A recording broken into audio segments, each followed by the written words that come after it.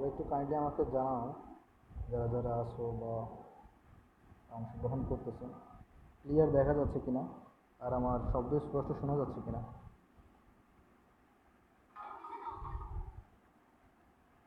আমরা আজকে ত্রিকোণমিতি 8.3 করতে যাচ্ছি। ঠিক আছে, যে অধ্যায়টা অত্যন্ত গুরুত্বপূর্ণ এসএসসি কেমিস্ট্রির জন্য, মানে এসএসসি হায়ার ম্যাথের জন্য। এটা মূলত একটা ম্যাক্সিমাম ছেলেমেয়েদের কাছে এটা অনেকটা ভয়ের কারণ সবাই বলে। এখানে আমাদের সময় আমরা দেখেছি এটা অনেকেই আসলে বিষয়টাকে অনেক জটিলভাবে নিয়েছে। এটার কারণ কিছু বেসিক আসলে বুঝতে পারলে অর্থাৎ কোনো প্রবলেম থাকে না। তো দেখা যায় অনেকে এটা অযথাই ভয় পায়। সাধারণত কিছু বেসিক যদি জানা থাকে বা কিছু বেসিক মনে রাখতে পারলে অর্থাৎটা ক্লিয়ার হয়ে যায়, এখানে আর কোনো সমস্যা থাকে না। ঠিক আছে,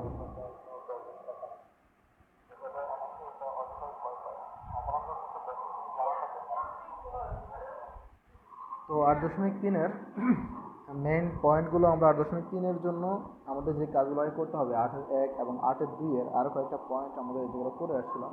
কোয়াড্রেন্ট বা চতুর্ভাগের একটা ধারণা। তো আমরা কোয়াড্রেন্ট বলতে আমরা বুঝি, যেমন ত্রিকোণমিতি মূলত হচ্ছে কোয়াড্রেন্টের হিসাবটা ত্রিকোণমিতি অত্যন্ত গুরুত্বপূর্ণ। যেখানে প্রথম চতুর্ভাগ বলা হয় বা ফার্স্ট কোয়াড্রেন্ট বলা হয় এটাকে, এটাকে বলা হয় দ্বিতীয় চতুর্ভাগ। প্রথম চতুর্ভাগ বলা হয় এটাকে, এটা হচ্ছে দ্বিতীয় চতুর্ভাগ, এটা হচ্ছে তৃতীয় চতুর্ভাগ, এটা হচ্ছে চতুর্থ চতুর্ভাগ। এই চারটা চতুর্ভাগে মূলত আমাদের বিভিন্ন অনুপাত, অর্থাৎ অনুপাত বলতে আমরা কি বুঝি, sine cos tan cot sec cosec, এই অনুপাতগুলোর মান বের করতে হবে আমাদেরকে এই চারটা স্টেপে। তো কোথায় কোন অনুপাত প্লাস বা কোন অনুপাত মাইনাস, সেই জিনিসটা আমাদের আগে বুঝতে হবে। তো এখানে সাইন থেকে শুরু করে যেগুলো আছে sine cos tan cot sec cosec সবগুলো অনুপাতই আমরা জানি এই ঘরে সবাই হয় প্লাস। আর এখানে হয় সাইন এবং সাইনের বিপরীত যে অনুপাত কোসেক, অর্থাৎ সাইন আর কোসেক হচ্ছে এখানে প্লাস, বাকি সবাই হচ্ছে মাইনাস। এরপরে তৃতীয় চতুর্ভাগে আমরা জানি এখানে হচ্ছে ট্যান অ্যান্ড কট, ট্যান আর কট থিটা বা ট্যান আর কট অনুপাত দুইটা এখানে প্লাস, বাকি সবাই হচ্ছে মাইনাস। একই রকমভাবে চতুর্থ চতুর্ভাগে আমার কস অ্যান্ড কজের বিপরীত হচ্ছে সেক, এই অনুপাতগুলো হচ্ছে আমার প্লাস। তার মানে বাকি মানগুলো হচ্ছে এই চতুর্থ চতুর্ভাগে মাইনাস। তো মোটামুটি আমাদের এই ধারণাগুলো আশা করি যারা 8-1 করেছো কিংবা করো নাই তারা আশা করি এখন বুঝতে পেরেছো। তো এইটা মুখস্থ রাখার জন্য মূলত একটা কথা মনে রাখতে পারো যে student all student take chemistry, all student take chemistry. অর্থাৎ অলতে বোঝাচ্ছে এখানে সবাই প্লাস, স্টুডেন্টে যদি আমরা অ্যাসকে চিন্তা করি, অ্যাস হচ্ছে আমার সাইন আর সাইনের বিপরীত কোসেক, তাহলে স্টুডেন্টে আমরা বুঝবো সাইন অ্যান্ড সাইনের বিপরীত কোসেক, এই দুইটা মান হচ্ছে পজিটিভ, বাকিরা হচ্ছে নেগেটিভ। আর এই তৃতীয় চতুর্ভাগ হচ্ছে ট্যান আর কট পজিটিভ, বাকি সবাই নেগেটিভ। এটা টেক দিয়ে আমরা বুঝতে পারবো ট্যান অ্যান্ড কট। চতুর্থ চতুর্ভাগে আমরা একটা কথা লিখি কেমিস্ট্রি, কেমিস্ট্রিতে আমরা কজ মনে রাখলে কজের বিপরীত মান হচ্ছে সেক, তার মানে কজ আর সেক হচ্ছে পজিটিভ, বাকি সবাই হচ্ছে নেগেটিভ। ওকে,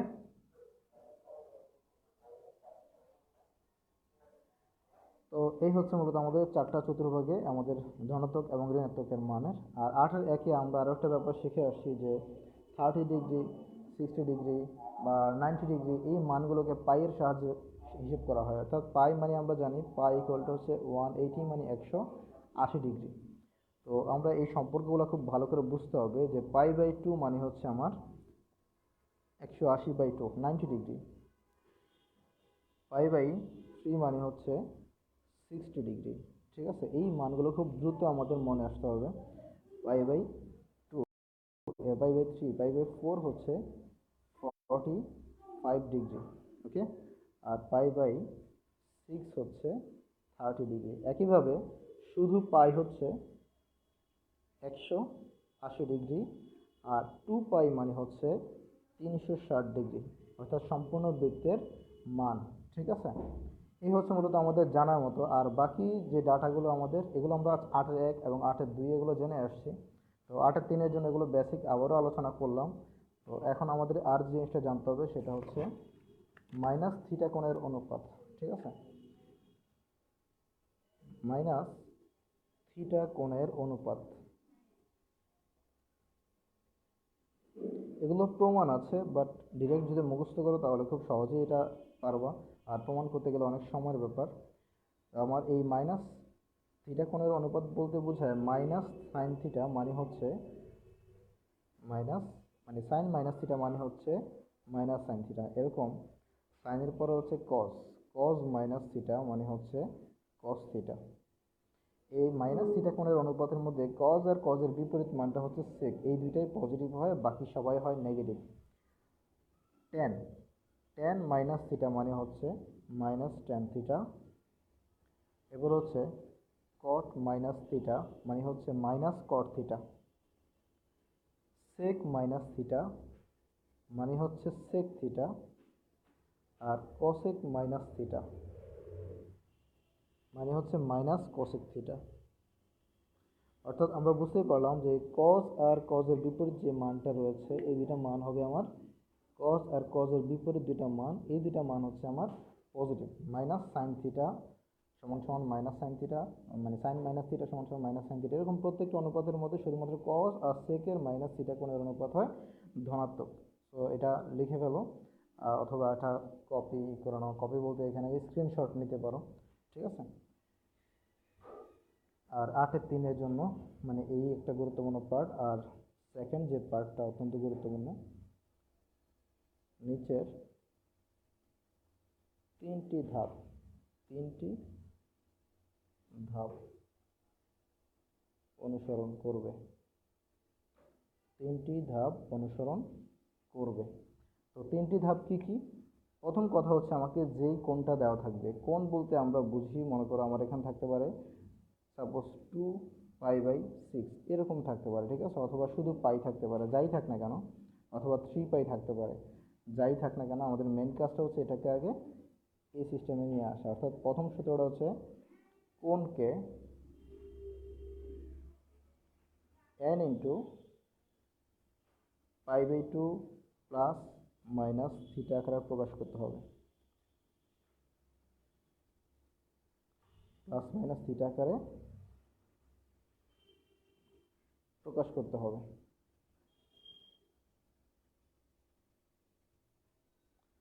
ঠিক আছে। আর নাম্বার 2 হচ্ছে n জোড় হলে, n জোড় হলে অনুপাত সেম, অনুপাত সেম থাকবে। আর n বিজোড় হলে, n বিজোড় হলে সাইন হয়ে যাবে কস, কস হয়ে যাবে সাইন, ট্যান হয়ে যাবে কট, কট হয়ে যাবে ট্যান, সেক হয়ে যাবে কোসেক, আর কোসেক হয়ে যাবে সেক। এই হচ্ছে কথা। তো এই প্রথম হচ্ছে এই দুইটা ধাপ আমাকে মাথায় রাখতে হবে। প্রথম ধাপ হচ্ছে কি, কোনটাকে আমাকে n into π/2 plus minus theta আকারে প্রকাশ করতে হবে। আর 2 নম্বর হচ্ছে n যদি জোড় হয় অনুপাত চেঞ্জ হবে না, অর্থাৎ সাইন সাইনই থাকবে, কস কসই থাকবে, ট্যান ট্যানই থাকবে, এরকম। আর যদি nটা বিজোড় হয়, n এর মানটা মানে n এর মান যদি 1, 3, 5, 7 এরকম হয়, তাহলে আমার সাইন হয়ে যাবে কস, ট্যান হয়ে যাবে কট, সেক হয়ে যাবে কোসেক। আর 3 নম্বর যেটা,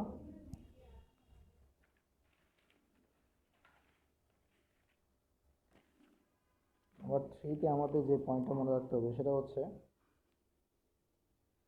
নাম্বার 3,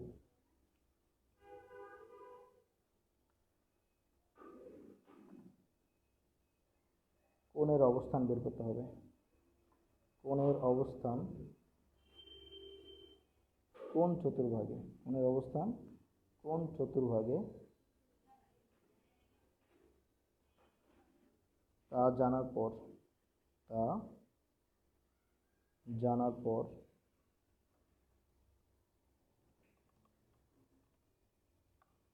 কোণের অবস্থান কোন চতুর্ভাগে তা জানার পর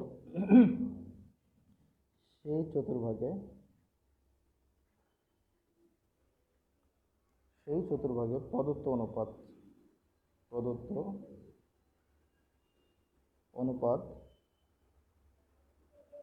যে চিহ্নের, যে চিহ্নের হয় নির্ণেয় অনুপাতের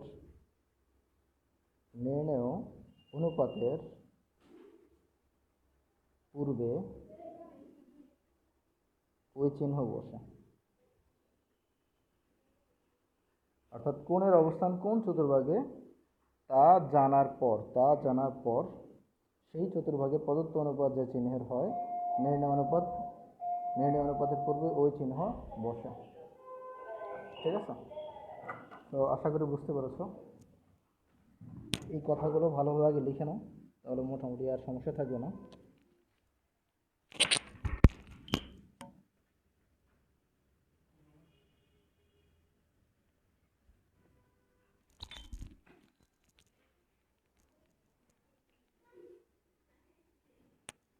এই হচ্ছে কথা, কোণের অনুপাত কোন চতুর্ভাগে তা জানার পর নির্ণয় অনুপাত যে চিহ্ন বিশিষ্ট ওই চিহ্ন বসবে।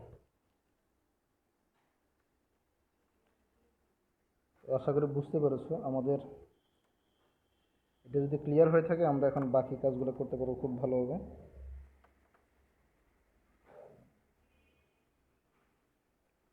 আসলে এটা একটু উপর উঠানো দরকার।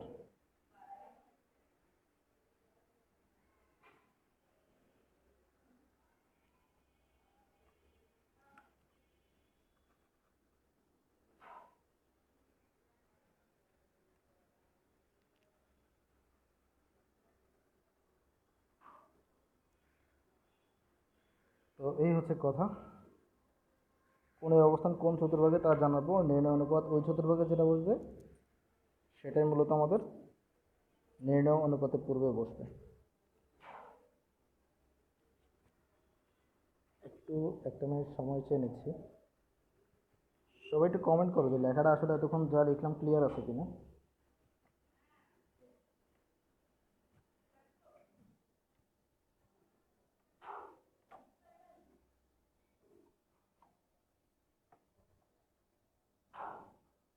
সম্পূর্ণ খাতাটা মনে হয় দেখা যাচ্ছে না, এই জন্য এটা একটু এভাবে ঠিক করে নিচ্ছি।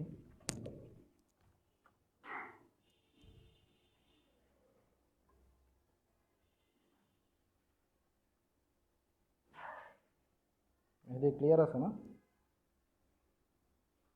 ওকে,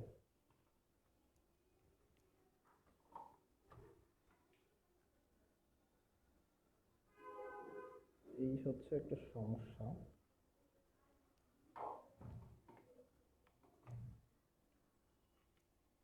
ঠিক আছে, তাহলে মূলত আমাদের এই তিনটা স্টেপ, হ্যাঁ এই তিনটে স্টেপ মনে রাখতে পারলে আমাদের আর কোনো সমস্যা হবে না।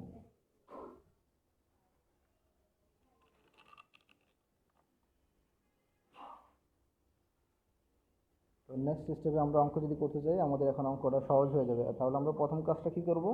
প্রথম কাজটা হচ্ছে n into pi by two plus minus theta আকারে প্রকাশ করবো। তার মানে হচ্ছে সাপোজ সাইন পাই আছে, সাইন পাই এর মানটা আমরা কি করে বের করব? আমাদের প্রথম যে কাজটা করতে হবে সেটা হচ্ছে পাই বাই টু আকারে প্রকাশ করতে হবে। সাইন লিখে ব্র্যাকেট দিয়ে ফেলবো, তারপরে পাই মানে হচ্ছে আমাদের যাই হোক না কেন আমরা প্রথমে পাই বাই টু লিখবো, তারপরে পাই লেখার জন্য যে কাজটা করা দরকার সেটাই করবো। অর্থাৎ আমরা যদি এখানে টু গুণ করে দেই, টু টু কাটাকাটি করলে শুধু পাই হয়, হ্যাঁ। তাহলে আমরা এখানে যদি আমাদের মেইন মানটা পেয়ে যাই, আমরা এখানে প্লাস জিরো অথবা মাইনাস জিরো লিখলেই হবে। ঠিক আছে, তার মানে আমাদের প্লাস মাইনাস থিটা, তো আমি হয় প্লাস অথবা মাইনাস লিখবো, মানে যখন আমি সম্পূর্ণ মানটা পেয়ে যাব তখন আমি এখানে প্লাস জিরো অথবা মাইনাস জিরো লিখবো। তো প্লাস জিরোটাই আমি মনে করি সুন্দর। তাহলে আমাদের কাজটা কি, প্রথম কাজটা আমরা যেটা করলাম সেটা n into pi by two plus minus theta আকারে প্রকাশ করলাম। এরপরে হচ্ছে আমাদের চিন্তা করতে হবে n জোড় না বিজোড়। হ্যাঁ, n হচ্ছে আমার এখানে জোড়, তাহলে সাইন হয়ে যাবে আমার কস, আর জিরো জিরো বসে যাবে। মানে এইটা হচ্ছে n এর মান অনুযায়ী আমার কোনটা পরিবর্তিত হবে কিনা সেটা চিহ্নিত করা। তো এখানে n এর মান জোড় হওয়ার কারণে সাইন কজ হয় নাই, সরি সাইন সাইনই থাকবে, সাইন কজ হবে না। আর এই জিরো জিরো, তো সাইন জিরো মান আমরা জানি জিরো। এই হচ্ছে কথা। ঠিক আছে, তার আগে আরেকটা কথা মনে রাখতে হবে, এই কোন ঘরে আছে? সাইনটা আছে আমার n এর মান 2 আর হচ্ছে প্লাস মাইনাস সামথিং, তার মানে আমরা বলতে পারি এটা তৃতীয় চতুর্ভাগে আছে। তো তৃতীয় চতুর্ভাগে সাইন আমার নেগেটিভ, সাইন জিরো মান জিরো, মাইনাস জিরো মানে 0 ডিগ্রি। অর্থাৎ একই রকমভাবে যদি আমরা আরও একটা অঙ্ক করি, যেমন সাইন সাপোজ এই 3 পাই বাই টু, তার মানে হচ্ছে কি সাইনের সাইন আমরা পাই 3 তো আছেই, পাই/2 আকারে লিখবো ইন্টু 3 এখানে আমাদের সরাসরি মানটা মিলে গেছে, সো আমার এখানে আর কোনো ঝামেলা নাই। সাইন 3/2 মাইনাস 0, তার মানে বোঝাই যাচ্ছে এটা তৃতীয় চতুর্ভাগে আছে যেখানে সাইন হচ্ছে নেগেটিভ। তো তৃতীয় চতুর্ভাগে সাইন যেহেতু নেগেটিভ, তাই আমরা এখানে আগে প্রথম কাজ হচ্ছে সাইনের মান বিজোড় হওয়ার কারণে সাইন হয়ে যাবে cos 0, আর তৃতীয় চতুর্ভাগে সাইন নেগেটিভ, তাই আমাদের এখানে নেগেটিভ চিহ্ন বসবে। ঠিক আছে, তৃতীয় চতুর্ভাগে সাইন নেগেটিভ হওয়ার কারণে নেগেটিভ। আমরা বলেছিলাম যে এর মান নির্ণয় করার পরে আমরা দেখব যে এইটা প্রদত্ত অনুপাতটা ওই চতুর্ভাগে পজিটিভ নাকি নেগেটিভ। হ্যাঁ, এই সাইনের মানটা তৃতীয় চতুর্ভাগে নেগেটিভ, তাই ওই সাইনের চিহ্নটাই মূলত এখানে বসবে। এটাই ছিল আমাদের থার্ড নম্বর যে কথা। তাহলে এর ফার্স্ট আমরা যে কাজটা করেছিলাম সেটা হচ্ছে প্রথমে n ইন্টু পাই/2 আকারে প্রকাশ করতে হবে। এই n ইন্টু পাই/2 আকারে প্রকাশ করলাম। দ্বিতীয় কথা হচ্ছে n এর মান বিজোড় হওয়ার কারণে আমাদের এখানে কোনটা চেঞ্জ করে ফেললাম, অনুপাতটা সাইন হয়ে গেল cos। আর থার্ড কথাটা হচ্ছে চতুর্ভাগ নির্ণয় করা।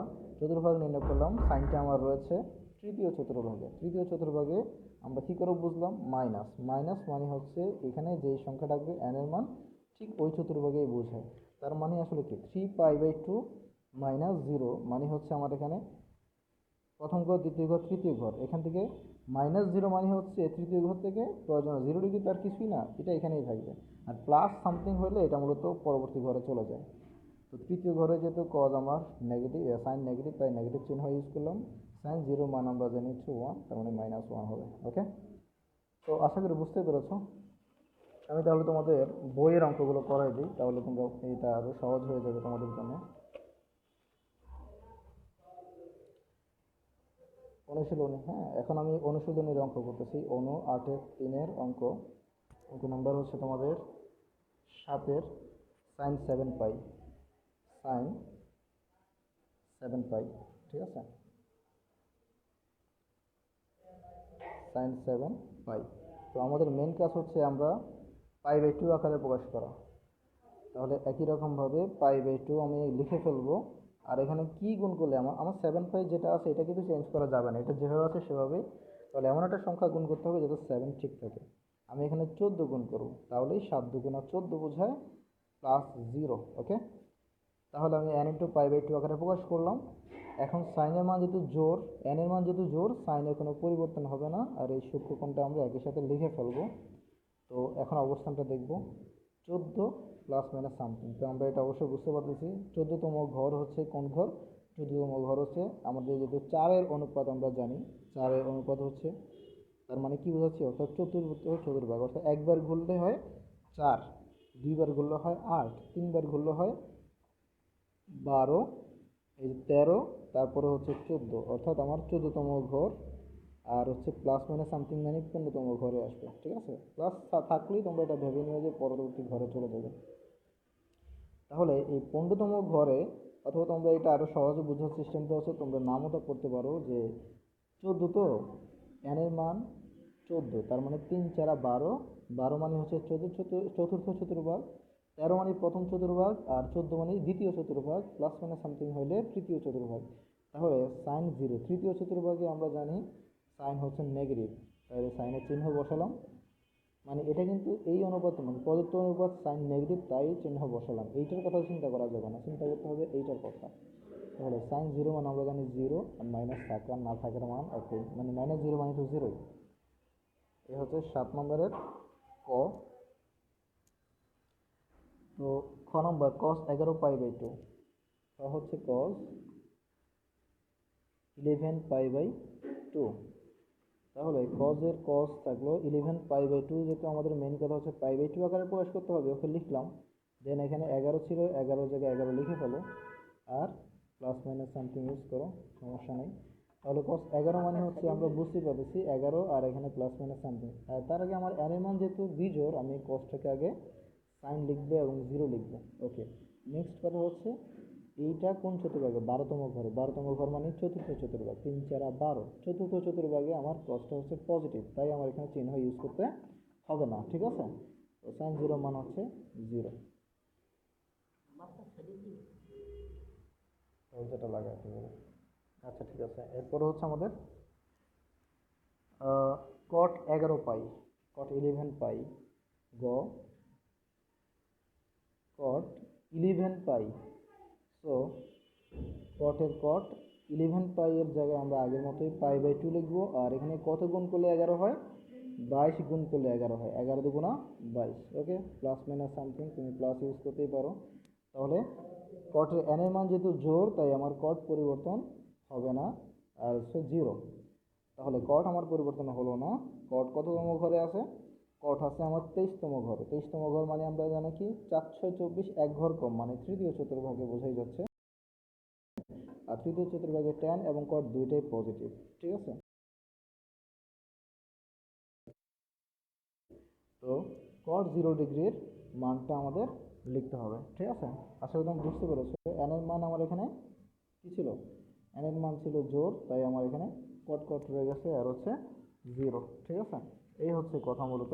তো কট 0 মানটা আমরা যেটা জানি, কট 0 মানটা কি? অসংজ্ঞায়িত। কট 0 মানটা হচ্ছে অসংজ্ঞায়িত, ঠিক আছে। তো আশা করি এটাও বুঝতে পেরেছো। আমি এর পরবর্তী অঙ্কটা করাচ্ছি তোমাদেরকে। 10 মাইনাস 23 পাই বাই 6, এটা হচ্ছে 4 নম্বর অঙ্ক। 10 মাইনাস 23 মানে 23 পাই বাই 6। তাহলে আমাদের যখন এরকম দেখবো যে মাইনাস রয়ে গেছে, তাহলে আমাদের চিন্তা করতে হবে, আমরা পড়ে আসছি একটু আগেই যে প্রথমত কোনটাকে n into pi by 2 plus minus theta আকারে প্রকাশ করতে হবে। তো এখানে যেহেতু আমাদের প্রকাশ করার আগে একটা মাইনাস চিহ্ন আছে, এটাকে আমরা আগে কাজ করতে হবে। তো এই সম্পূর্ণ এটাই হচ্ছে কোণ।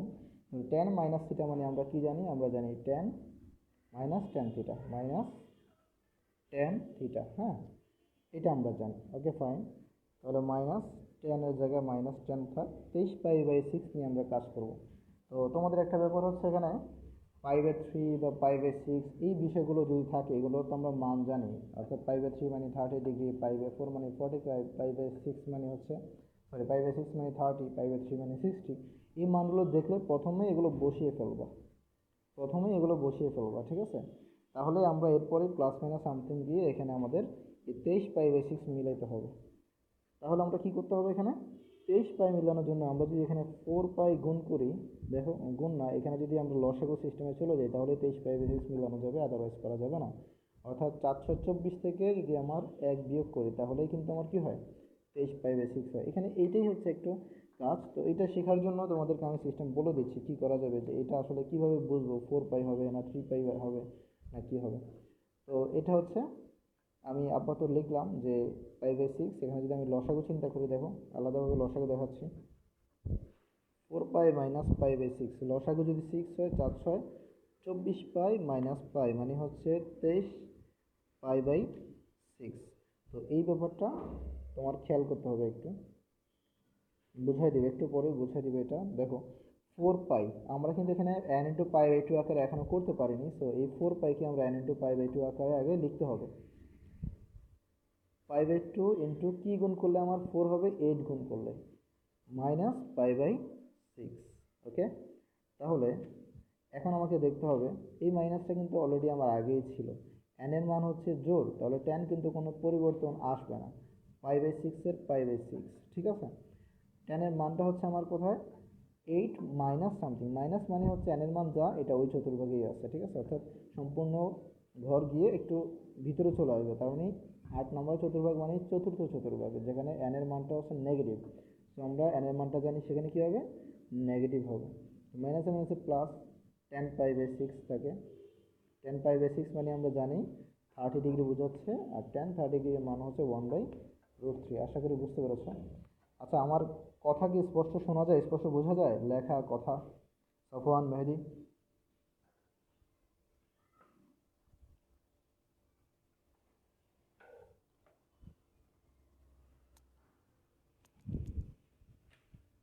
তোমরা কম কমই অংশগ্রহণ করেছো, যাই হোক সমস্যা না, আস্তে আস্তে আমরা করব, ঠিক আছে।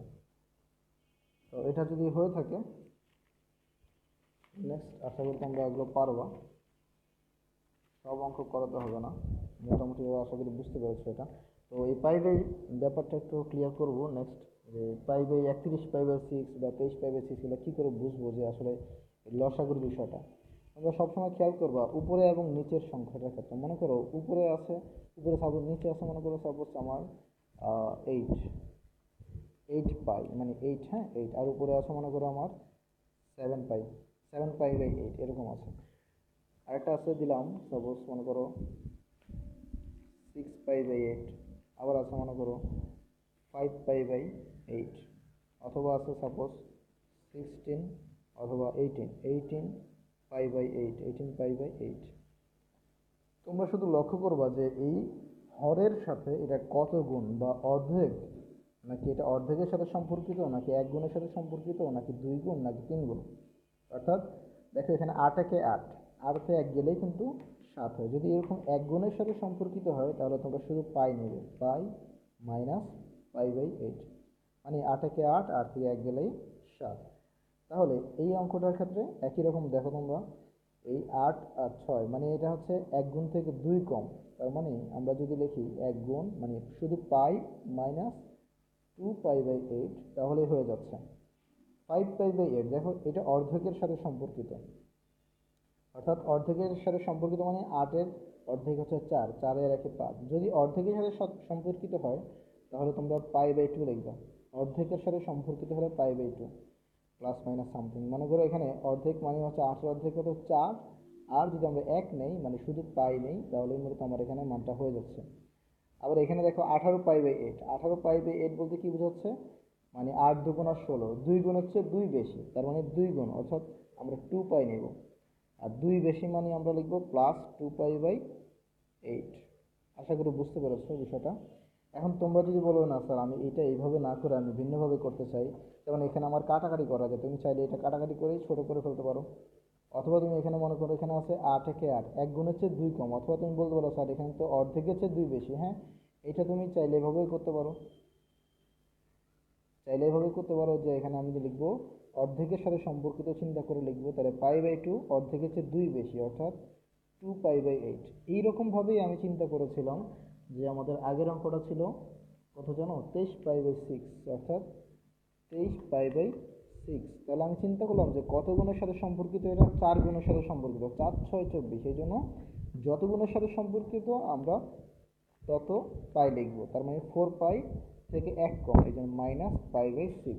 ঠিক আছে, এই হচ্ছে কথা। 4 পাই মানে 4 6 24 থেকে 1 গেলেই আমার হচ্ছে 23। তো এইটাই তোমরা প্রথমে চিন্তা করবা 1 গুণের সাথে সম্পর্কিত, না 2 গুণের সাথে, না 3 গুণের সাথে, না 4 গুণ, নাকি অর্ধেকের সাথে। 1 গুণের সাথে সম্পর্কিত হলে শুধু পাইয়ের সাথে সম্পর্ক করবা। দেখো 1 গুণ মানে 8-এর 1 গুণ মানে 8 একে 8 হবে, আর 1 বিয়োগ করলেই হবে 7। এখানেও 8 একে 8-এর থেকে 2 বিয়োগ করলে হচ্ছে কত, 6। এখানে দেখো দ্বিগুণের সাথে 1 গুণের অর্ধেকের সাথে সম্পর্কিত, তার মানে অর্ধেকের সাথে সম্পর্কিত মানে 4, 8-এর অর্ধেক হচ্ছে 4, এই জন্য পাই বাই 2 প্লাস 1 করলেই আমার 5 হয়ে যায়।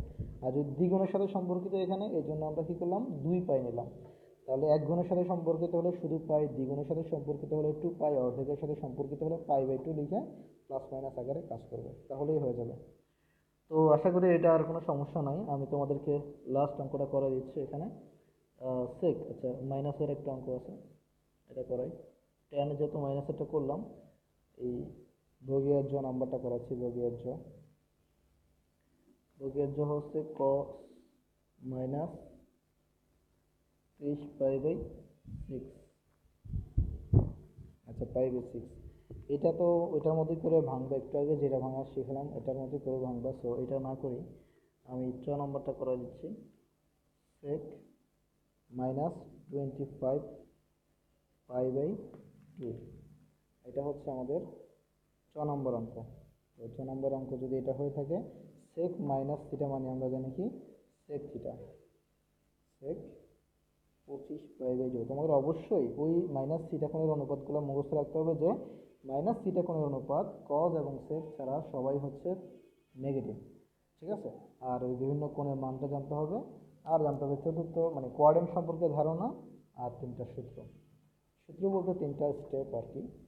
তো সেক 25 পাই বাই 2, দেখো তোমাকে মেইন কাজ হচ্ছে n ইন্টু পাই বাই 2 আকারে প্রকাশ করা। তো তোমার এখানে পাই বাই 2 দেওয়াই আছে, যদি সরাসরি দেওয়া থাকে তো কোনো ঝামেলাই নেই, শুধু 0 লিখে দিবা।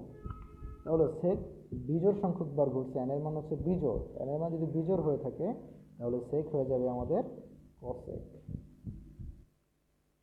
0 0। তাহলে এটার অবস্থান হচ্ছে 26তম, 25 যোগ 1 26তম ঘর। তাহলে 26তম ঘরে আমরা বুঝতে পারতেছি 424 আর 2 26, 424 মানে পূর্ণ সংখ্যক কোয়াড্রেন্ট, আর 25তম ঘর মানে প্রথম ঘর, আর 26তম ঘর মানে হচ্ছে দ্বিতীয় ঘর। দ্বিতীয় ঘরে আমাদের আমরা জানি সেকটা কি, দ্বিতীয় ঘরে সেক নেগেটিভ, কারণ দ্বিতীয় ঘরে সাইন আর কসেক থাকে পজিটিভ। যেহেতু দ্বিতীয় ঘরে সেক নেগেটিভ তাই এখানে নেগেটিভ হবে। তো কসেক 0-র মান আমরা জানি অসংজ্ঞায়িত।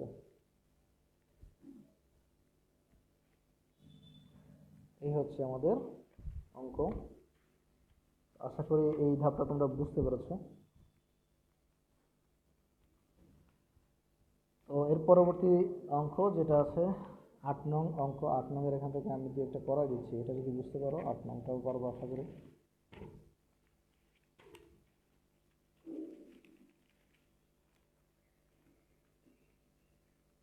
নাম্বার 8,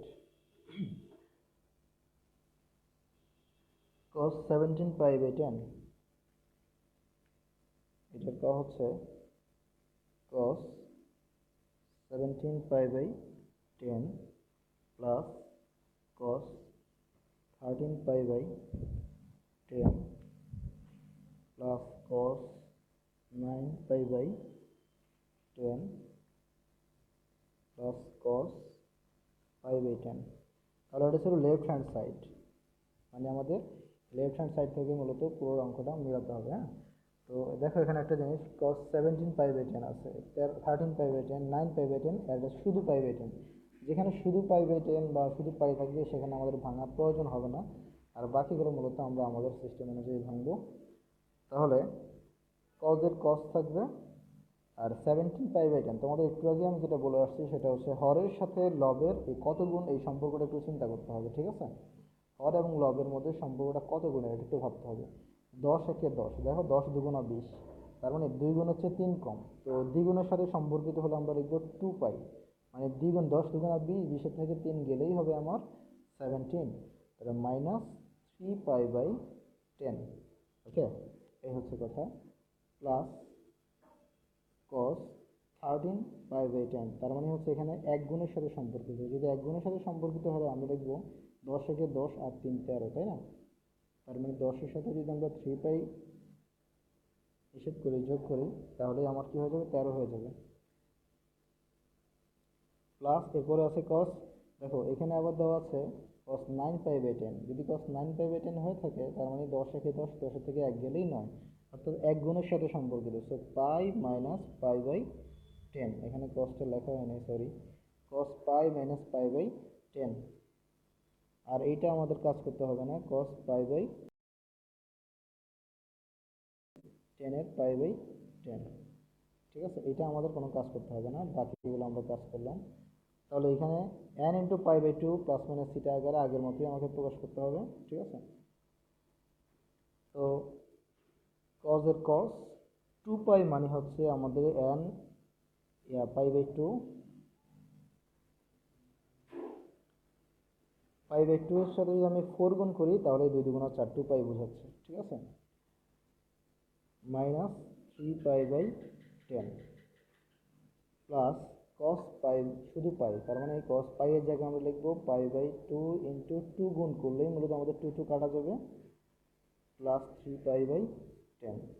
ঠিক একইভাবে আমরা এখানে cos pi minus pi by 10 আছে, সো cos পাইকে আমরা কি লিখবো, পাই বাই 2 আকারে লিখবো, ইন্টু এখানে যদি 2 গুণ করি তাহলে আমার 2 into pi by 2 minus pi by 10, আর হচ্ছে প্লাস cos পাই বাই 10। এই হচ্ছে কথা। তো এখন আমরা এখানে দেখতেছি n এর মান হচ্ছে জোড়, জোড় হওয়ার কারণে cos cosই থাকবে, আর এখানে হচ্ছে 3 পাই বাই 10। এরপর আমরা দেখব যে এখানে কোন চতুর্ভাগে অবস্থিত, এটা অবস্থিত চতুর্থ, যেহেতু মাইনাস, আর 4 নম্বর ঘরে, 4 নম্বর ঘরে cos আমাদের পজিটিভ, তাহলে এখানে চিহ্ন লিখতে হবে না, cos 3 পাই বাই 10। cos এখানে n এর মান জোড়, তাহলে cos cosই থাকবে, আর 3 পাই বাই 10 লিখে ফেলবো, 3 পাই বাই 10। তারপরে দেখবো cos কোন ঘরে আছে, তৃতীয় ঘরে আছে, তৃতীয় ঘরে cos তো আমরা জানি নেগেটিভ, তাহলে তৃতীয় ঘরে cos নেগেটিভ হলে আমরা মাইনাস চিহ্ন ইউজ করব, ঠিক আছে। এরপরে cos 2π/10, এখানেও n এর মান জোড়, তাহলে cos এর কোনো পরিবর্তন হবে না, ঠিক আছে। 2 × π/10, এখানেও cos এর কোনো পরিবর্তন হবে না, তাহলে cos এর cosই থাকবে, π/10 এর π/10। কোন ঘরে আছে cos? দ্বিতীয় ঘরে আছে, দ্বিতীয় ঘরে cos হচ্ছে নেগেটিভ, ওকে, ঠিক আছে। আর হচ্ছে cos π/10। তো এই হচ্ছে কথা।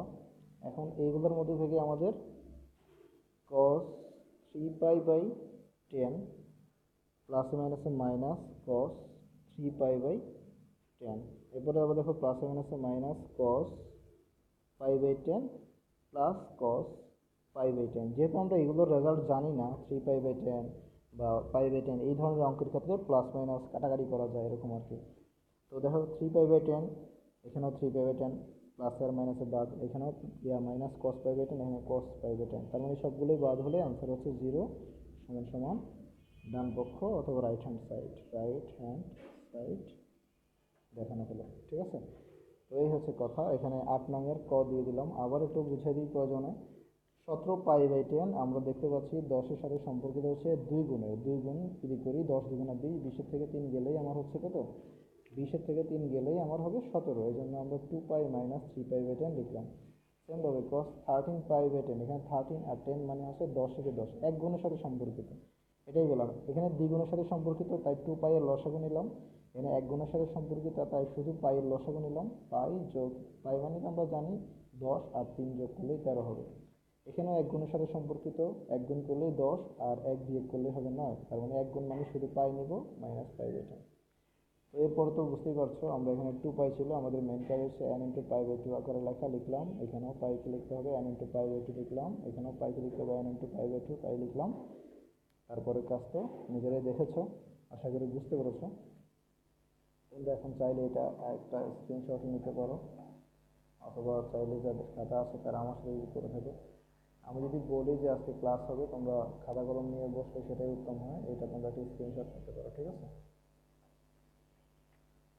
এর পরের স্টেপে আমরা যাচ্ছি, মানে পরবর্তী অঙ্কে। পরবর্তী অঙ্ক হচ্ছে আমাদের খ নাম্বার 10π/12, এটা হচ্ছে লেফট হ্যান্ড সাইড সমান 10π/12 ইন্টু, এটা সবগুলো গুণ অবস্থায় আছে, 5π/12 ইন্টু 7π/12 7π/12 ইন্টু 11π/12 আমাদের সেম কাজগুলো আমরা করব। দেখো এটা শুধু পাই আছে, এটা ভাঙার কোনো প্রয়োজন নাই।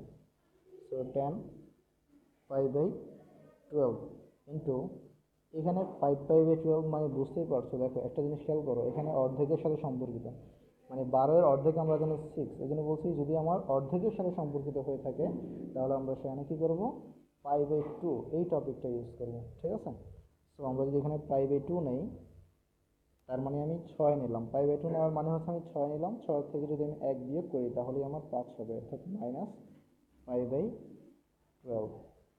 ইন্টু, এইখানেও দেখো ব্যাপারটা অর্ধেকের সাথে সম্পর্কিত, অর্থাৎ 12 এর অর্ধেক হচ্ছে 6, 6 আর 1 যোগ করলেই 7। যখনই অর্ধেকের সাথে সম্পর্কিত তখনই আমরা π/2 নিব প্লাস π/12, আর হচ্ছে 11π/12, তার মানে হচ্ছে 12 একে 12, এক গুণের সাথে সম্পর্কিত, অর্থাৎ 12 থেকে 1 গেলেই হচ্ছে আমার 11। সো আমরা লিখতে পারবো এখানে 10 ইন্টু পাই মাইনাস π/12, ঠিক আছে। এই হচ্ছে কথা, পাই মাইনাস π/12। তাহলে প্রথমটা আমরা লিখলাম 10π/12 যা ছিল তাই, এখানে আমার 12 এর অর্ধেক 6, 6 থেকে 1 গেলেই 5 হবে, তাই আমরা কী করলাম, আমরা এখানে বিয়োগ করলাম, ঠিক আছে। সেমভাবে 10π/2 প্লাস 5π/12, তার মানে হচ্ছে 12 এর অর্ধেক 6, এই জন্য 6 আর 1 যোগ করলেই 7 হবে, তাই শুধু পাই লিখলাম। 11π মানে হচ্ছে 12, এক গুণ, 12 একে 12 থেকে 1 বিয়োগ করলে 11, তাই শুধু পাই মাইনাস π/12। তাহলে এখানে 10π/12 লিখলাম। এখানে আমরা জানি n × π/2 আকারে লিখতে হয়, যেহেতু এখানে অলরেডি π/2 চলেই আসছে, মানে একটা π/2, তার মানে বিজোড়, তাহলে 10 হয়ে যাবে আমার cot, আর আমরা কি লিখবো, π/12 লিখবো। এখানে একটু জায়গা রাখবো চিহ্নের বিষয়ে। তো প্রথম চতুর্ভাগে যেহেতু আছে সবাই পজিটিভ, তাই আমাদের এখানে কোনো চিন্তা করতে হয় না। এবার এই জায়গায় একটু চিহ্নের জন্য জায়গা রাখতে হবে। tan π/2 এখানে একবার ঘুরেছে, তাই tan হয়ে যাবে আমাদের cot। আর যেহেতু এটা দ্বিতীয় চতুর্ভাগ ইন্ডিকেট করছে, তাই আমাদের দ্বিতীয় চতুর্ভাগে tan হচ্ছে নেগেটিভ, তো এখানে আমরা নেগেটিভ ইউজ করতে হবে π/12। এখানেও tan পাই আছে, শুধু যেহেতু পাই আছে π/2 আকারে নাই, আমরা এটাকে π/2 আকারে লিখতে হবে। π/2 এর সাথে আমরা এখানে 2 গুণ করব। এখানে আমরা 2 যদি গুণ করে দিই তাহলে আমাদের n ইন্টু π/2 আকারে লেখা হলো, আর মাইনাস π/2 এর মাইনাস π/12 এটা বসে যাবে। সো আমাদের কাজগুলো প্রায় শেষ। এখানে হচ্ছে tan π/12, এখানে হচ্ছে cot π/12, আর এখানে হচ্ছে মাইনাস cot π/12। এখানে হচ্ছে যেহেতু n এর মানটা এখানে জোড় 2, তাই tanই থাকবে tan π/12। তাহলে দেখা যাচ্ছে এখানে কোন চতুর্ভাগে অবস্থান করতেছে, এটা দ্বিতীয় চতুর্ভাগে অবস্থান করতেছে। তো দ্বিতীয় চতুর্ভাগে অবস্থান করার কারণে এক্ষেত্রে আমার tan কি হবে, নেগেটিভ হবে। তো এই যে মাইনাস, ঠিক আছে। তো এখন একটা জিনিস খেয়াল করো, এই যে tan π/12, আর এখানেও π/12 আছে। সো আমরা যদি কটের উল্টায় লিখি 1/tan π/12, ঠিক আছে, তাহলে আমরা কাটাকাটি করতে পারবো। আর এখানে মাইনাসে মাইনাসে অলরেডি প্লাস হয়ে গেছে। সো আমরা এখানে আগে সরাসরি লিখি cot π/12 ইন্টু tan π/12, মানে একসাথে করলাম না আর কি, যাতে আমাদের বুঝতে সহজ হয়। মানে মাইনাসে মাইনাসে প্লাস হয়ে গেছে, তাই চিহ্নগুলো আউট করে দিলাম। এটা কাটাকাটি করলে এখানে তো 1 হচ্ছে, ইন্টু cot π/12 ইন্টু tan π/12কে, tan এর উল্টাই হচ্ছে cot π/12 অবশ্যই লেখা যায়। এটা কাটাকাটি করলে টোটাল মানটাই হচ্ছে আমার 1। আমাকে বলেছে 1 নির্ণয় করার জন্য। তো সমান সমান রাইট হ্যান্ড সাইড। মেহেদি, সাফওয়ান, তোমরা যারাই আসো লিখতেছো কিনা, তোমরা আসলে বুঝতেছো বিষয়গুলো? ক খ করলাম। সাফওয়ান, তুমি কি লিখতেছো? সাফওয়ান, পয়েন্টগুলো ধরতে পারতেছো কিনা, সমস্যা হয় কিনা একটু কমেন্ট করলে ভালো হয়। সো এটা কিন্তু শেষ, চাইলে এটা স্ক্রিনশট নিতে পারো, অথবা যারা যারা করেছো তারা তো কোনো সমস্যা নেই।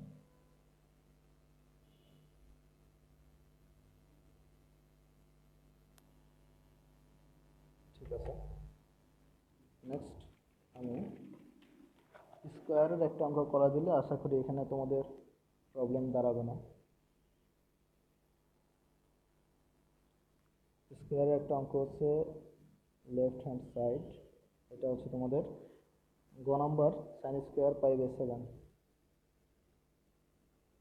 sin² π/7 plus sin² 5π/14 plus sin² 8π/7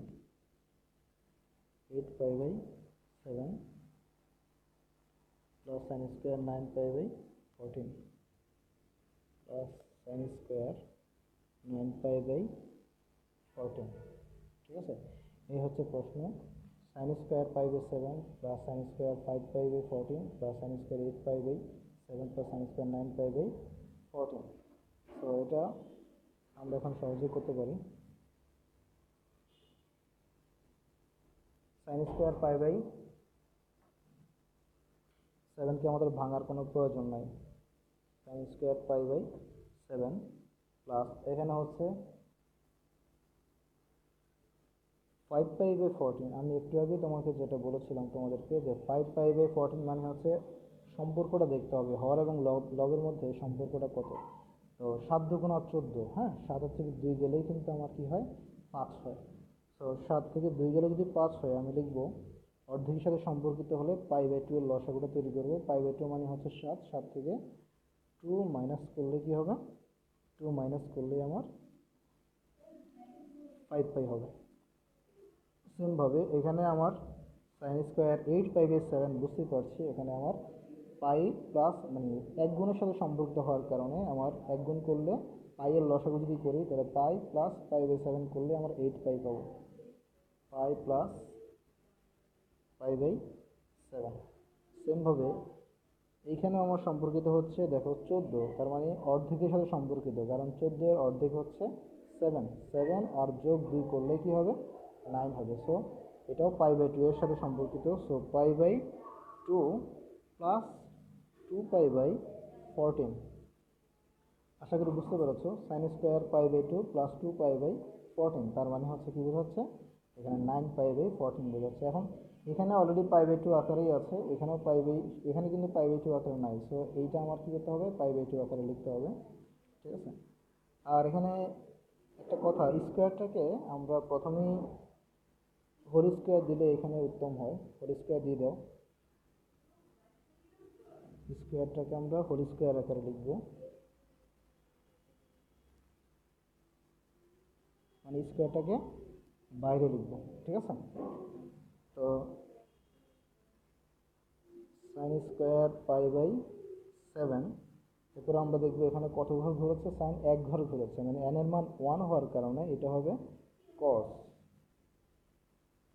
কস, দেখো এখানে একটা জিনিস কাটাকাটি গেলে কাটাকাটি করে দিব, পাই বাই 7 কস পাই বাই 7 এর কস পাই বাই 7 লিখে ফেললাম।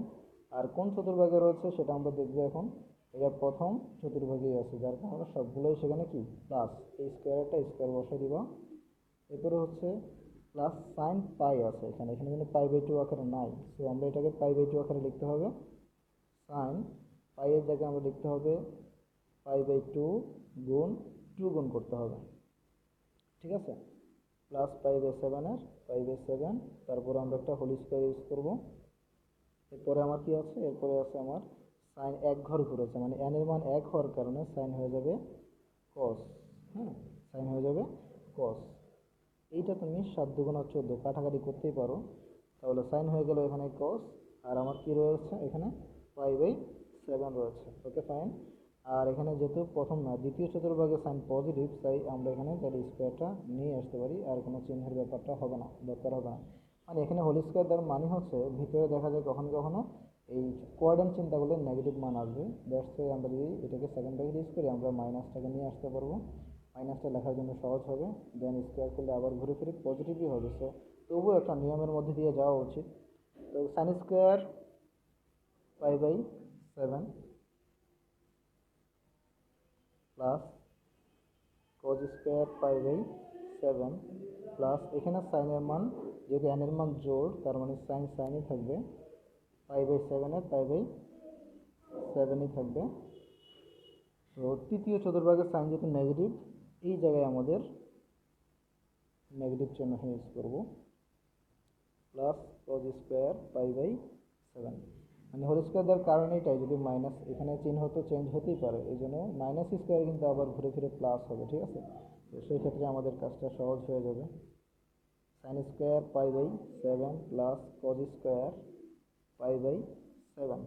এরপর হচ্ছে স্কোয়ার থাকলে মাইনাস আমরা জানি প্লাস হয়ে যায়, তার মানে sine square pi by 7 plus cos square pi by 7, ঠিক আছে? Cos square pi by 7।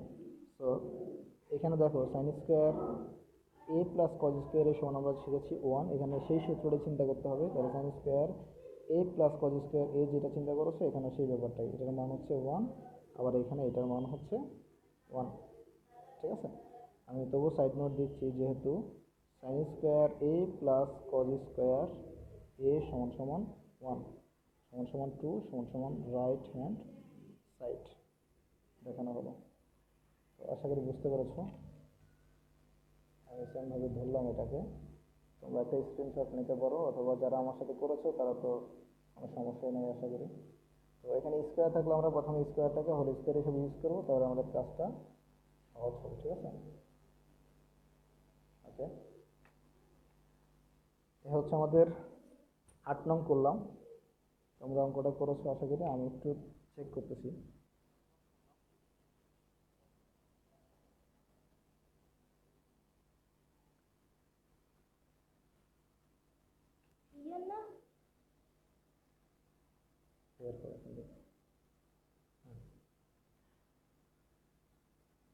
আমরা এরপরে যেটা আছে সেটাই করব। এরপরে আছে আমাদের 9 নং। আচ্ছা, এটা একই রকম অঙ্ক, আশা করি 9 নং তোমরা নিজেরাই পারবা। আমি 10 নংয়ের একটা অঙ্ক দেখাই দিচ্ছি। তো 10 নংয়ের একটা অঙ্ক করে 12 নংয়ের অঙ্কগুলোও করে দিব।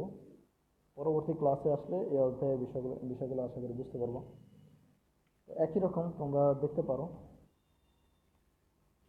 এই জায়গার মধ্যে আমরা দেখতে পাচ্ছি এই যেটা আছে এখানে কিন্তু মান নির্ণয়, এইগুলো ছিল আমাদের প্রমাণ করতে বলেছে, আমরা প্রমাণ করেছি। আর এই জায়গার মধ্যে হচ্ছে মান নির্ণয় করা, একই পয়েন্ট। এখানে আমি একটু বুঝাই দিচ্ছি, দেখো এই দ্বিগুণের সাথে সম্পর্কিত, তাহলে 2π + π/4 এরকম হবে আর কি। এটা দেখো 4 এক গুণের সাথে সম্পর্কিত, ঠিক আছে? তাহলে কি হবে, এখানে এক গুণের সাথে সম্পর্কিত হয় কেন, π + π/4, মানে এই বিষয়গুলো আগের মতোই। আমি তোমাদের পরবর্তী স্টেপ যেটা 11 নং সেটা একটু করে দিচ্ছি।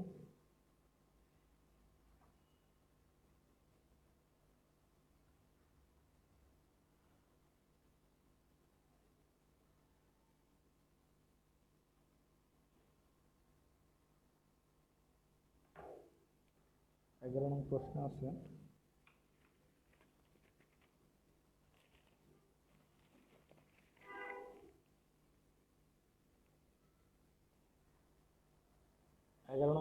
এগারো নং না, আমি আগে 10 নং করাই দিচ্ছি। আজকে 11 নং করলে বুঝতে পারবো না, 10 নং করাই দিচ্ছি। থিটা সমান সমান এখানে π/3 দেওয়া আছে, হ্যাঁ। তো ক কট আলফা হচ্ছে আমার প্রথম অংশ, সরি এটা না, প্রথম অংশ, প্রথম অংশ সমান সমান দেওয়া আছে আমার sin2 থিটা, sin2 থিটা। তাহলে এখানে বুঝতে পারতেছি তিনটে পার্ট আছে। সো sin 2 এর জায়গায় 2 লিখবা, থিটার জায়গায় লিখবা π/3।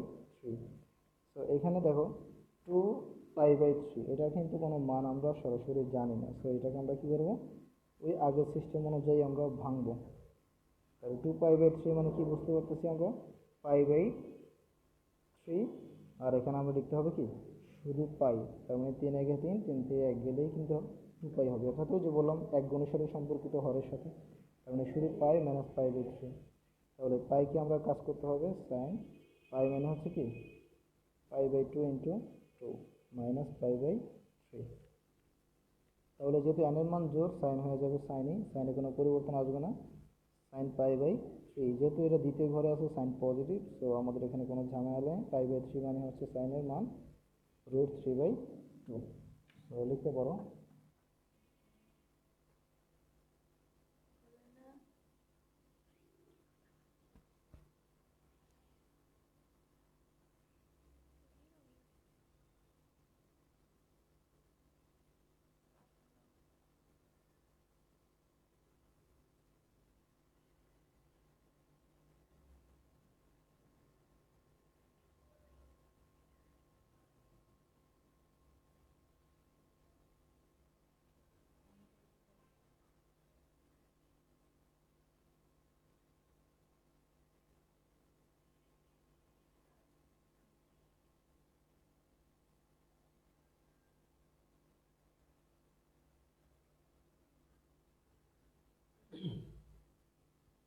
তো পরবর্তী অংশ যেটা সেটা আমরা করবো এখন।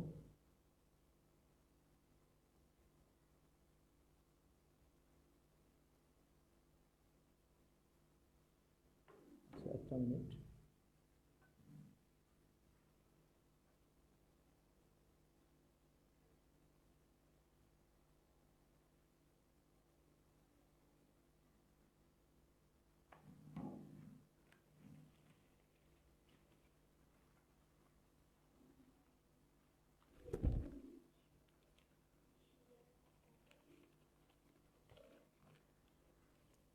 তো পরবর্তী দ্বিতীয় অংশ, সমান সমান হচ্ছে 2 sin theta into cos theta,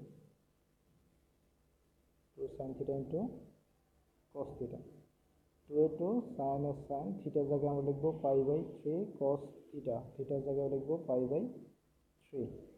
so sign π/3 মান হচ্ছে আমরা জানি √3/2, আর cos π/3 মান আমরা জানি হাফ। 2 2 কাটাকাটি করলে এখানেও মান হচ্ছে √3/2। তার মানে এটা দ্বিতীয় অংশের মানও √3/2 পাওয়া গেল। সো এখন তৃতীয় অংশ যেটা, সেখানে আমরা যাব। তৃতীয় অংশ হচ্ছে 2 tan theta by 1 plus tan square theta, 2 tan theta by 1 plus tan square theta। তাহলে 2 tan theta, হ্যাঁ, tan থিটার জায়গায় আমরা লিখবো পাই বাই 3, আর এখানে হচ্ছে প্লাস tan স্কোয়ার থিটা, অর্থাৎ একই রকম tan স্কোয়ার থিটার জায়গায় লিখবো pi by 3। So 2 tan pi by 3 মানে হচ্ছে আমরা জানি tan 60 মান, tan 60 মান হচ্ছে শুধুমাত্র √3। 1 প্লাস tan পাই বাই 3 মান হচ্ছে √3 স্কোয়ার। আশা করি বুঝতে পেরেছ। তো উপরে দাঁড়াচ্ছে 2√3 আর নিচে হচ্ছে আমার 1 প্লাস এই √3 স্কোয়ার মানে স্কোয়ার রুট কাটা 4, তার মানে √3/2। সো বুঝতে পারছো তিনটা অংশের মানই সমান, অর্থাৎ প্রমাণিত। তারা আমাদেরকে বলেছে তিনটা অংশের মান সমান প্রমাণ করার জন্য।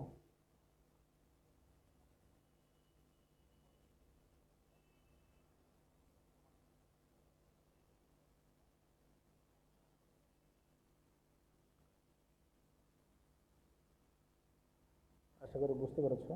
এই সেমভাবে পরবর্তী অঙ্কগুলো একই রকম এখানে।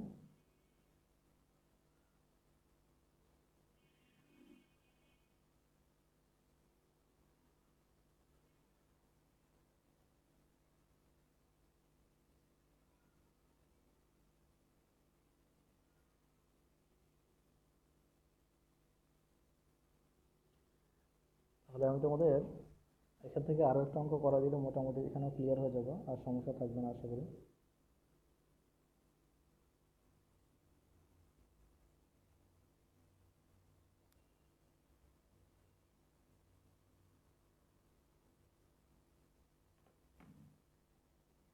এটা ছিল দ্বিতীয় অঙ্ক, মানে তিনটা অংশের মানে আমার √3/2 আসছে। সো এইটা তোমার 9.2 এর মতোই সহজ।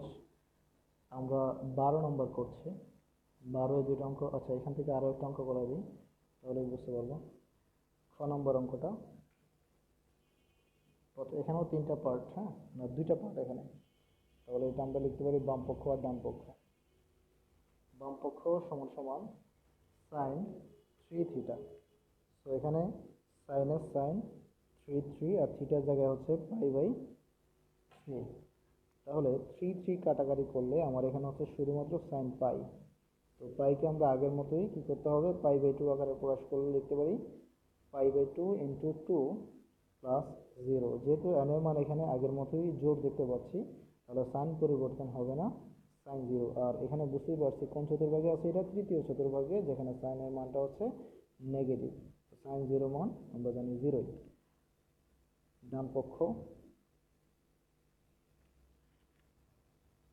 হচ্ছে আমার 3 sine theta minus 4 sine cube theta, 3 sine theta minus 4 sine cube theta. তাহলে এখানে দেখতে পাচ্ছি 3 সাইন থিটা, থিটার জায়গায় আমরা লিখবো pi by 3 minus 4 sine cube, আর থিটার জায়গায় লিখবো পাই বাই 3। তাহলে এখানে দেখতে পাচ্ছি 3 সাইন পাই বাই 3 মান তো আমরা জানি। সাইন পাই বাই 3 বলতে আমরা জানি কি, সাইন 60 ডিগ্রির মান। সাইন 60 মান হচ্ছে কত, √3/2 মাইনাস 4 সাইন কিউব থিটা, অর্থাৎ সাইন পাই বাই 3 মান আমরা জানি √3/2। কিউবের জায়গায় আমাদের কিউব লিখতে হবে, ঠিক আছে। তাহলে এখানে হচ্ছে 3√3/2 মাইনাস, এখানেও একই রকমভাবে 4, 2 কিউবে হচ্ছে 8, আর উপরে হচ্ছে √3 ইন্টু √3, তার মানে অবশ্যই এখানে 3√3। এই বিষয়টা আশা করি তোমরা জানো, তারপর আমি লিখেছি রুট কিউব মানে √3 হোল কিউব মানে হচ্ছে √3 তিনটার গুণফল, √3 গুণ √3 গুণ √3। তো এটা দুইটা √3 মানে হচ্ছে √3 স্কোয়ার গুণ √3, তার মানে স্কোয়ার রুট কাটাকাটি করলে শুধু 3 হয় ইন্টু √3। তো এটা আশা করি বুঝতে পারো। তারপর আমি লিখে দিলাম 4 দুগুণ 8, অর্থাৎ 3√3/2 মাইনাস 3√3/2, সেম মান। এটা থেকে এটা বিয়োগ করলে অবশ্যই কি আসবে, 0। তো বাম পক্ষ সমান সমান ডান পক্ষ। আশা করি বুঝতে পেরেছো। এখানে 3 কাটা সাইন পাই, পাইকে আমরা n into pi by 2 plus minus theta আকারে লিখতে পারি। তো সেই আকারেই লিখলাম, শেষ। তাহলে এখন হচ্ছে আমাদের ওই যে বললাম 9 নং অঙ্কগুলো, আসলে এগুলো সোজা অঙ্কই। আমি এখানে একটা অঙ্ক করে দিলে তোমরা বিষয়টা ক্লিয়ার হয়ে যাবে। আচ্ছা, আমি খ নাম্বারটা করে দিচ্ছি এখানে, ঠিক আছে? খ নাম্বারটা রয়েছে cot π/20, মানে আমাদের 8 নং যেটা ছিল সেটা প্রমাণ করা, আর 9 নং এ বলতেছে মান নির্ণয় করা, ঠিক আছে? তো আমরা এটা করতেছি cot π/20 into cot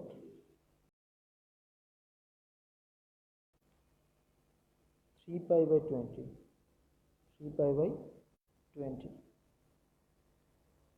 into cot 5π/20 into cot 5π/20 into cot 7π/20 cot 7π/20 into cot 9π/20,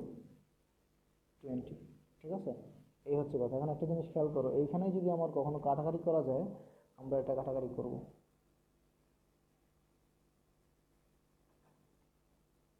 এরকম আসতেছে, ঠিক আছে? এখন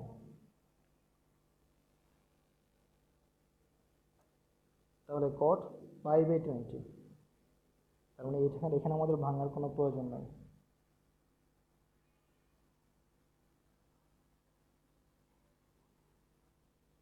মাঝে মাঝে একটু সমস্যা হয়। তো cot π/20 আমাদের ভাঙার কোনো প্রয়োজন নাই। আমাদের এখানে দেখতে পাচ্ছি cot 3π/20 আছে, তাহলে বুঝতেই পারছি এখানে কি করতে হবে। একটু আগে আমি তোমাদের বললাম যে হরের সাথে লবের সম্পর্কটা তোমাকে চিন্তা করতে হবে। 3π/20 কি এখানে আর আছে? নাই, এখানে আছে। তাহলে মানে অনেক বেশি সম্পর্ক, মানে ব্যবধানটা অনেক বেশি। তারপরও চিন্তা করতে হবে কয় গুণের সাথে সম্পর্কিত, এটা অর্ধেকের চেয়েও 7 কম, অর্ধেকের চেয়েও 7 কম, মানে 20-এর অর্ধেক হচ্ছে 10, 10-এর থেকে 7 বিয়োগ করলে হচ্ছে 3। তো অর্ধেকের সাথে সম্পর্কিত হলে আমরা এভাবে লিখতে পারি π/2 মাইনাস, মানে পাই অর্ধেকের মানে হচ্ছে 10, 10-এর থেকে যদি আমরা 7 বিয়োগ করি 7π/20 লেখা যায়। তাহলে আমাদের এখানে হচ্ছে 10, 10-এর থেকে 7 গেলে হবে আমাদের 3 ইন্টু cot, এই জায়গায় দেখো কাটাকাটি করা যায়, আমরা চাইলে কাটাকাটি করতে পারবো, 4 5 20, তার মানে π/4। এখানে আমাদের আর কোনো কাজই করতে হচ্ছে না, π/4। এই জায়গায় দেখো একটা জিনিস, আমরা যেহেতু এখানে করে আসছি একটা 7π/20, এখানে অলরেডি সেটা আছে, এই জন্য 7π/20 আমরা সরাসরি লিখলেই হবে। আর এখানে আছে cot 9π/20, তাহলে এই জায়গার মধ্যে আমাদের কাজ করতে হবে। 9π/20 মানে হচ্ছে অর্ধেক হচ্ছে 1 কম, 20-এর অর্ধেক হচ্ছে 10, 10 থেকে 1 বিয়োগ করলেই হবে এটা। তাহলে আমরা লিখতে পারি π/2, এটা বলতে বুঝি আমরা 10πকে ইন্ডিকেট করতেছি। আর এখানে যদি আমরা মাইনাস শুধু π/20 লিখি তাইলেই হয়ে যাচ্ছে, তার মানে এখানে হচ্ছে মাইনাস, ঠিক আছে? π/2 মানে হচ্ছে আমার 10πকে ইন্ডিকেট করে, আর এখানে পাই একটা যদি বিয়োগ করি তাহলে আমাদের 9π পেয়ে যাবে। তো এর পরবর্তী স্টেপে আমরা যাব cot π/20 ইন্টু একটা যেহেতু n এর মান যেহেতু 1, তাই cot হয়ে যাবে tan 7π/20, আর প্রথম ঘরে সবাই পজিটিভ, তাই আমার চেঞ্জ হয়ে করতে হবে না। cot π/4 বলতে আমরা বুঝি cot 45 ডিগ্রি, যার মান আমরা সরাসরি জানি, আমরা বসাই দিব। এরপরে cot 7π/20 নিয়ে আমাদের কোনো কাজ করার নাই, যেহেতু অলরেডি আমাদের এখানে একটা মান আছে, হ্যাঁ, এই জন্য আমাদের এটা নিয়ে কোনো কাজ করতে হবে না। এখানে cot এক ঘর ঘুরেছে, মানে n এর মান 1, তার কারণে cot হয়ে যাবে আমাদের tan π/20, প্রথম ঘরে সবাই পজিটিভ। তাহলে আমরা কি করতে পারি, এখানে দেখো cot π/20 আছে একটা, tan π/20 আছে একটা, আবার tan 7π/20 আছে একটা, cot 7π/20 আছে একটা। তো আমরা যদি এখানে cot π/20 লিখি, আর এটার পাশেই যদি আমরা tan π/20 নিয়ে আসি, তাহলে আমাদের বুঝতে একটু সহজ হবে, হ্যাঁ। এরপর হচ্ছে tan 7π/20 ইন্টু cot 7π/20। তো এখন আমরা কি করতে পারি, কটটাকে যদি আমরা π/20 যদি tan লিখি, অর্থাৎ tan π/20 লিখি, তাহলে এখানে অলরেডি tan π/20 আছে, আমরা কাটাকাটি করতে পারবো। একই রকমভাবে এখানে tan 7π/20 যদি আমরা 1/cot 7π/20 লিখি, এখানেও আছে cot 7π/20, এটার সাথে এটা কাটা, এটার সাথে এটা কাটা, তার মানে রেজাল্ট হচ্ছে জাস্ট 1, এটাই আনসার। আশা করি বুঝতে পেরেছো। আমি এটাকে একটু ভালোভাবে ধরলাম, তোমাদের যাদের প্রবলেম হচ্ছে তারা এটাকে স্ক্রিনশট নিয়ে নিতে পারো, যদি লিখে থাকো আমার সাথে তো আলহামদুলিল্লাহ। তো আশা করি তোমরা এগুলো প্রবলেমে পড়বা না। তোমাদের সবার আগে আমি আবার একটু আলোচনা করতেছি। অ্যাট ফার্স্ট আমাদের যে কাজটা করতে হবে, n into pi by two আকারে সাজাতে হবে, n into pi by two আকারে সাজাতে হবে, n into pi by two plus minus theta আকারে সাজাবো। পরের স্টেপে n এর মান জোড় না বিজোড় সেটা দেখে আমার অনুপাত চেঞ্জ হবে কিনা সেটা চিহ্নিত করব। আর থার্ড স্টেপে ওই চতুর্ভাগে আমার মানটা কি, ওই অনুপাতটা যেটা রয়েছে তার মান পজিটিভ নাকি নেগেটিভ সেটা বিবেচনা করে নির্ণয় যে অনুপাত পাবো তার আগে আমরা বসাবো। ঠিক আছে? তো এই হচ্ছে হায়ার ম্যাথের 8.3-এর, সবাই বলে খুব ডিফিকাল্ট অধ্যায়, আসলে ডিফিকাল্ট না। অধ্যায়টা তোমরা আশা করি সবাই বুঝতে পেরেছো। তো আরেকটা ক্লাস করলে মোটামুটি এই অধ্যায়ের আর বাকি সমস্যাগুলো সমাধান হয়ে যাবে, নিজেরাই প্র্যাকটিস করতে পারবে ইনশাল্লাহ। তো বাকি অঙ্কগুলো তোমাদেরই কাজ রইলো, আশা করি বুঝতে কারো অসুবিধা হয়নি। আমি এখন থেকে অফ ডেতে আমার মানে শুক্র শনিবারে একটা করে লাইভ করব, আর পাশাপাশি অন্য যেদিন ফ্রি টাইম থাকে সেদিনও তোমাদের জন্য একটা লাইভ ক্লাসের ব্যবস্থা করব। তোমরা যদি স্বতঃস্ফূর্ত অংশগ্রহণ করো তাহলে লাইভ ক্লাস করতে মজা পাবো, আর যদি অংশগ্রহণ না করো তাহলে লাইভ ক্লাসটা করে মজা পাওয়া যাবে না। তো আশা করি নেক্সট টাইম থেকে সবাই অংশগ্রহণ করবে। ভালো থাকো সে পর্যন্ত। সবাইকে অনলাইন সায়েন্স একাডেমির পক্ষ থেকে শুভেচ্ছা ও অভিনন্দন। আল্লাহ হাফেজ।